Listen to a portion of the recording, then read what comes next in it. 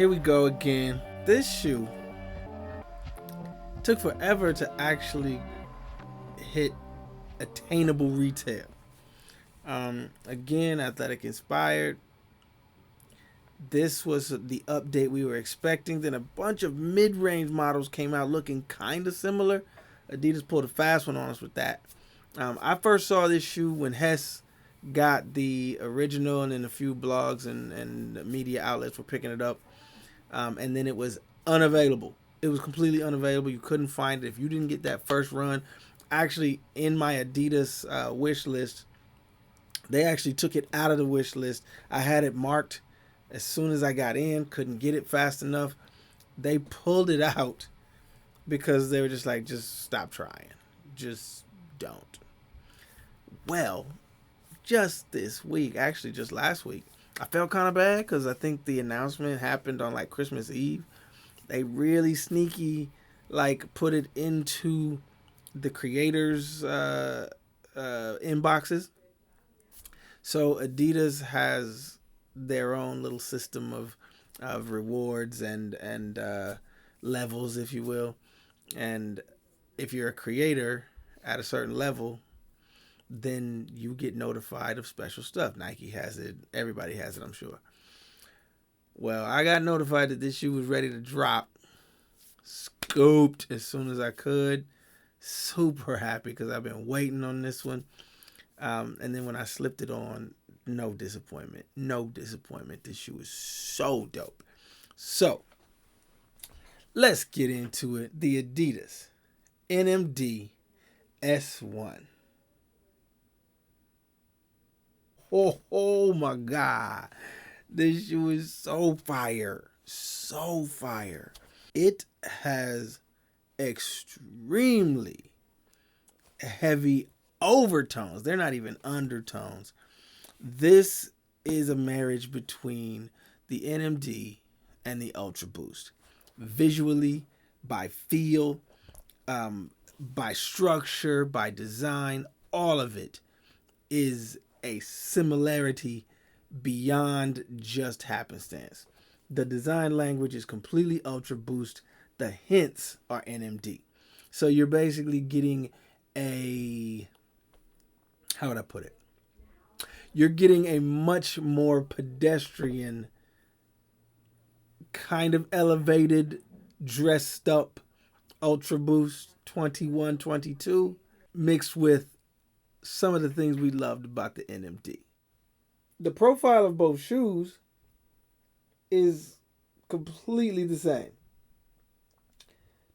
The only difference being that the NMD S1 has its boost encapsulated in this sort of rubber sleeve, which I actually think could add to the comfort because, you know, those squishy foams, even going back to Boost, which is heavier, and now you've got your Zooms and your Peeper-based foams with New Balance, Brooks, and other brands. They squish. Well, when this squishes, it's trapped. So the pushback happens inside of that container. It's stunning. Okay, so we'll do what we do. You know how we do. Upper midsole, outsole. I got a little ahead of myself talking about that, but let's get into it now. So, the upper, prime knit.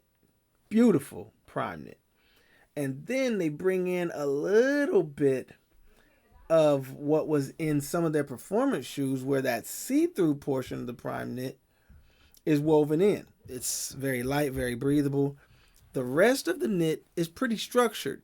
It's not quite the same knit that we know until you get up here to the collar where it's a little more stretchy. And you're also looking at some structure underneath. Not a whole lot on the heel counter. I think there's a little bit of fusing on the inside to keep that structure. But other than that, it's just a beautifully knit shoe. Unique design. It carries none of the language of the NMD that we know. Now, that mid-range model that I said kind of looked like this with some of the caged features on the side.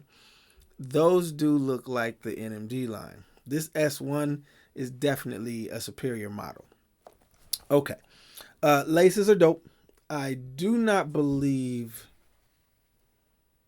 they might be. There's speckled laces. They might be 3M. I'll have to check for you.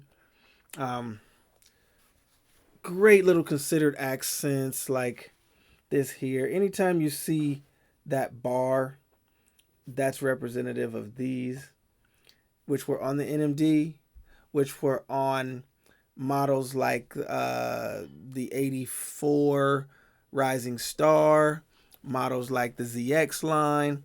These are historical remnants, if you will.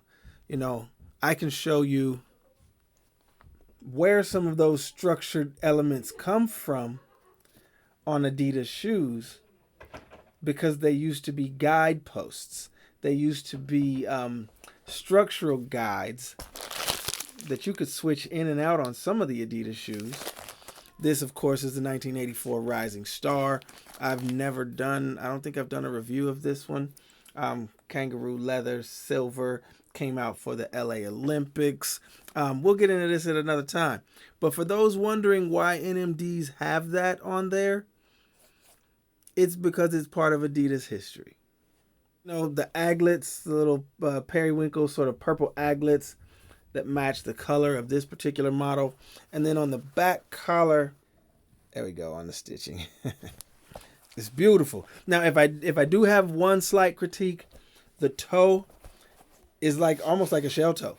I don't know how they got the knit that structured, but because of the profile of the shoe, it's kind of bulbous up here, and I wish that was a little more sleek. It's almost got kind of a boot toe structure, when the rest of the profile of the shoe is actually pretty sleek. Let's go midsole now. We started to talk about the midsole. It is a boost midsole through and through. You can actually see it all the way to the toe, especially when my lights hit it. It's a very, very thick piece of boost in there, trapped and encapsulated within this hard rubber structure, but it's flexible. It's like a gummy rubber structure that provides the sidewalls of the midsole. Comfort level is on 10. Like, I slipped them on last night and was really excited because I wasn't expecting Ultra Boost levels of comfort in an NMD, but that's what it gave. Like, the shoe is fantastic. You're gonna hear me keep raving about it. I have waited so long for this shoe, and it's not disappointing. So, you know, you ever got something you were excited about, and the excitement kind of waned. You really wanted it, but you stayed excited because you really wanted it, but it's not the best. This is different. You ever had something where you're excited, it meets your expectations, exceeds it, now you're super excited. That's what I'm doing right now. I'm super excited about this shoe. Sock liner, again, bears the NMD, the S1, the trefoil, and the little lines that represent the side markers, which, as a branding piece, with what I just showed you about the 1984 and the older models of Adidas that used to use these as structural components, I think that's really cool, but that's like design nerd type of stuff. I'm a design nerd, what can I say? Outsole. Yo.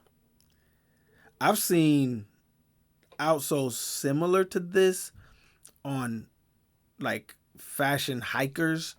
Adidas has, I don't know if they've used this exact outsole, but I've seen the trefoil used in this way on some trail shoes, some older throwback Adidas original type shoes. This is dope. And it adds to the comfort because each of these lugs collapses while it's adding traction. That's insane. That's almost like boot levels of traction on that outsole. It's crazy, right? Goes all the way up the heel and around. And again, if you are unfamiliar with some Adidas design language from their original runners, this heel strike was nothing new. When Nike puts this on the back of the shoe, that's not new. Adidas has models that extend well past the heel, back from the 80s and early 90s, maybe even the 70s, late 70s, lugged up, really outdoorsy because you're running on grass and trails and whatnot. Adidas, this is part of their design language.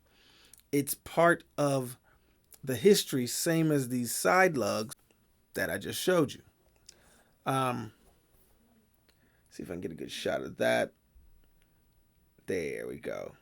The brand with the 3 stripes, their infamous saying, their famous words put onto the heel counter there in a really just obscure little place for you to, catch it if you can. I love those considered design details.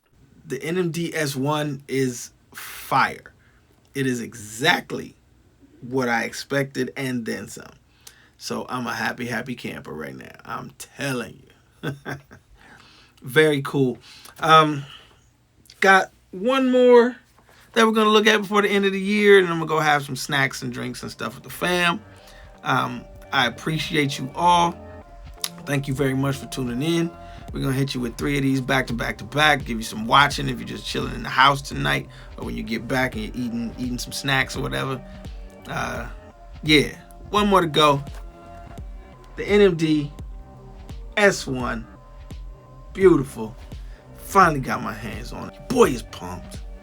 All right, we'll chat with y'all soon. Peace.